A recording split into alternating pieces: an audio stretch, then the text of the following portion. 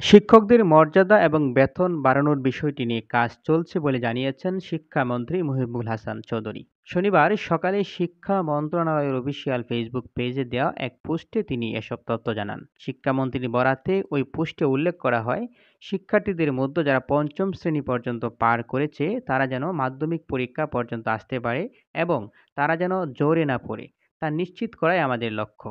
আর শিক্ষকদের মর্যাদা ও বেতনের বিষয়টি নিয়েও কাজ করে যাচ্ছি। এর আগে গত অক্টোবরে সাবেক শিক্ষামন্ত্রী ডাক্তার দীপু মনিও শিক্ষকদের বেতন বাড়ানোর বিষয়টিতে গুরুত্ব দিয়েছিলেন। তিনি এক অনুষ্ঠানে বলেছিলেন, দেশে শিক্ষকতায় মেধাবীদের আকৃষ্ট করা যাচ্ছে না। সামাজিক ও আর্থিক নিরাপত্তার কথা চিন্তা করে অনেকেই শিক্ষকতা পেশা ছেড়ে অন্য পেশা চলে যাচ্ছেন। এ অবস্থা থেকে উত্তরণের শিক্ষকদের স্বতন্ত্র বেতন স্কেল নিয়ে সরকারকে ভাবতে হবে। তা না হলে নতুন শিক্ষাক্রম বাস্তবায়নে চ্যালেঞ্জ হতে পারে। শিক্ষামন্ত্রী নৌফেলের পুষ্টি মন্তব্যের গড়ে অনেকেই শিক্ষামন্ত্রীর এমন আশ্বাসকে দ্রুত বাস্তবায়নের দাবি জানিয়েছেন।